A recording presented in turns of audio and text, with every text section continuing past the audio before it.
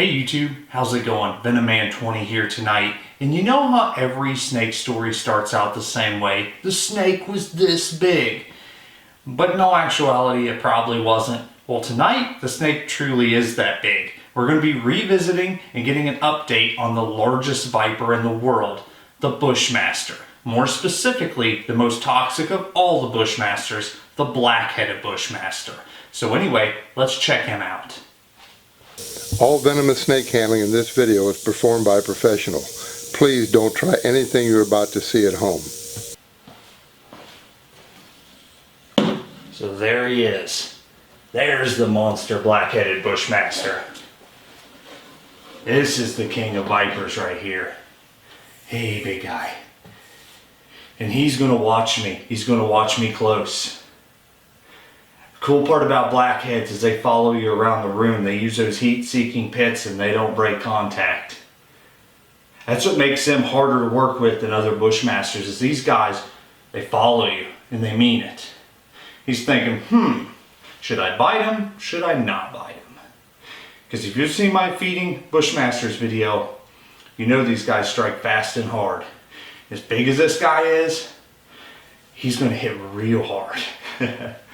Aren't you, big guy? You made a mess. I gotta clean your cage. You smell horrible. So he ate his first guinea pig. And he liked it. No worries, it was a humanely euthanized guinea pig. These are guinea pigs that you buy from like Rodent Pro. So he seemed to enjoy it. It was a little worrisome because they actually have a delicate neck. Their neck is very delicate, unlike most snakes, so it's actually said that if you feed them too big of a prey item that it can kill them. It can actually like break their neck or something goes wrong in their neck. But he's so big, he has to have something bigger than rats, you know. I mean, I guess you could feed him multiple rats, which is what I have been doing. But figured we'd try something just a little bit bigger. What are you doing, big guy? What are you doing? Oh, he's rattling. Are you mad? Don't be mad, we're friends. I'm the guy who cleans your poop. Yeah, and I feed you. He's actually, when I opened the enclosure, he didn't come at me, which is very unlike Bushmasters. Typically they do. So I think he might actually be full. He might actually be satiated for once. But of course, this is the biggest viper on Earth. Some people say it's the deadliest viper on Earth. It's not really true. Statistically, the saw-scale viper kills the most people in the world, viper-wise, but they have a massive range, and these guys have a tiny range. But people never come in contact with the black-headed Bushmaster. These guys are almost impossible to find in the wild. But according to a Costa Rican study, 4 out of 5 people bitten by black-headed Bushmasters, regardless of medical treatment, died. So they are deadly on paper. But really the only threat that they pose is towards people like me who try to keep them and breed them for what I would call conservation reasons. Because if we don't have these in captivity, I don't know that they're going to be around in wild too long, much longer I should say. He's actually bobbling his head. He's reading my heat signature, trying to figure out exactly how far away I am. So many bites occur with this species on the hands. And you'd think, why? People aren't going around trying to pick these up in the Amazon, are they? Amazon, Costa Rica. It's very dense, lush forest. I just automatically assume Amazon. It may be considered part of the Amazon rainforest. But anyway, besides that, back off my tangent. The reason people get bit on the hands is they will actually be carrying lanterns. And these guys, they read heat signatures very well, a lot like a rattlesnake. And I know rattlesnakes have the ability to tell 2/100th of a degree difference in temperatures. I don't know that these guys can. I don't know if the brighter the color, if you've ever seen infrared, how that works. I don't know if the brighter the color, the more excited they get. But I know while handling this snake, and I'm not joking when I say this, you have to watch light bulbs. And like, watch light bulbs? I mean, if I hook him out, he might try to grab that light. So I really have to watch how close I am to light bulbs while handling this animal. Anything warm, he will bite. A lot of people got after me for my feeding Bushmaster video. I understand. A lot of people was fearful that I was really hurting their mouths, which I've had no mouth issue, by the way. It's been a couple months after that video, or a month and a half at least. But I didn't realize while filming it that they were actually biting the tongs. I didn't figure that out till afterwards. So I started slowing down the footage and realizing, wow, these guys are missing the rodent. I didn't really understand why, and then I got to thinking about it. I'm dipping the tongs down in the hot water to get the rodent because they need that heat signature. If I'm trying to feed them a cold rodent, they're coming after me. They don't even see the rodent. They don't even register. I don't know how well their eyes work, but I don't think they're real great. I think they rely solely on those heat-seeking pets. Of course, he is sensing with his tongue right now. He's trying to figure out, you better have food. No, the whole room stinks, and you are the reason. They tend, I've said some of my previous videos that they tend to hold fecal matter, or at least I think they hold fecal matter a lot like gaboon vipers, just to strike a little bit harder. That might not be accurate.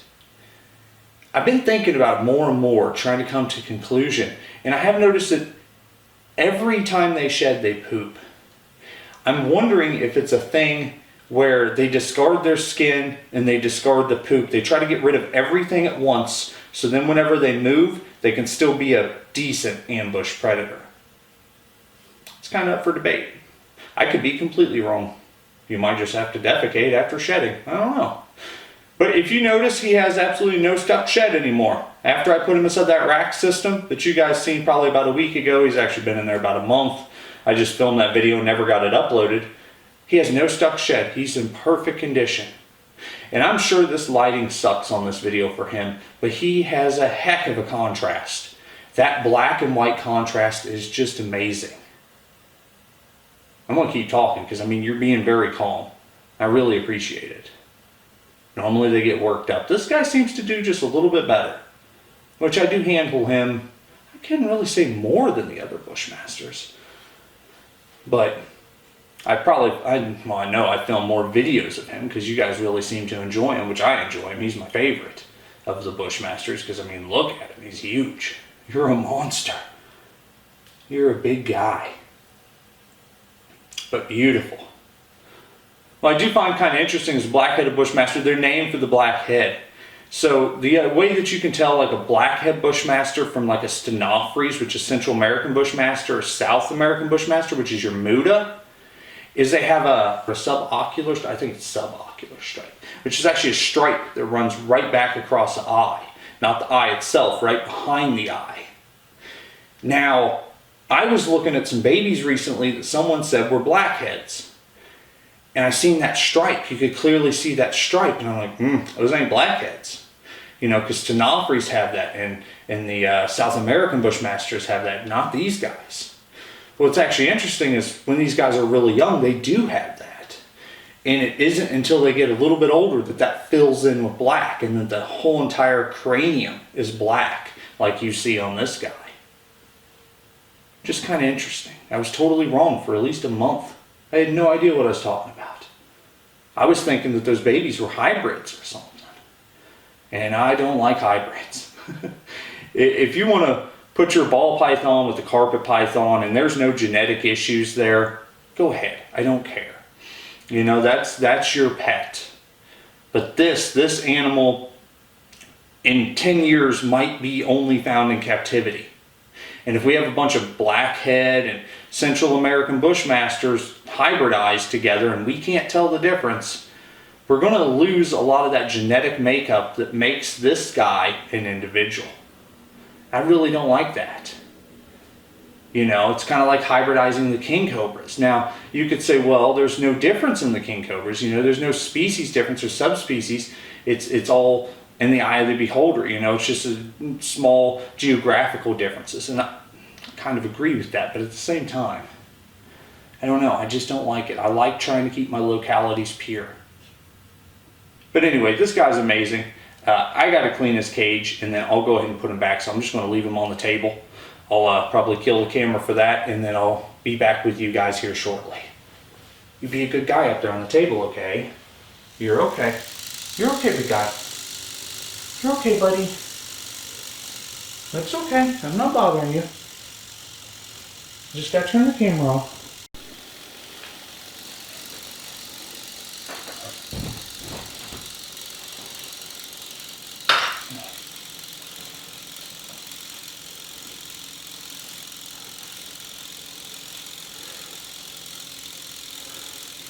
Hopefully you can hear me over the rattling that he's doing. But one thing I did think of was cleaning his cage that I should mention to you guys that really doesn't have any effect on you, but you might find it to be interesting, is these guys are very cold tolerant. What's interesting is they don't like warmth. You know, all the reptiles out there, you think, man, they're cold-blooded. They got to keep them warm. Not bushmasters. As far as we know, they probably never see the light of day. They only come out into the jungle at night. They come above ground at night. So therefore, these guys don't do well in warmth at all. The canopy of the part of the jungle that they're in is so thick, they never see the light regardless if they're out during the daytime or not. So these guys actually can digest food and do great at like 68 degrees. So I'm over here cold. I don't really ever get cold. I wear shorts year round, but that's beside the point. Everybody else is cold, and these guys are like, nah, not too bad. It's kind of nice. So 68 degrees and they do wonderful. You get them much over 75 and they hate life. At 75, they start dying off. I mean, he'll survive months like that, but he probably ain't going to have nearly as long of a life as if you kept him cold. Just kind of interesting. You ready to go back? Your cage is clean now. Got you all cleaned up. Now we get to tuck you in. Does that sound good? You're a big guy. So this is about as big as blackheads get. I probably have the biggest one on YouTube. I'm excited about that because you're awesome. Let's see if you can go back up peacefully. Can I hook you? It's okay.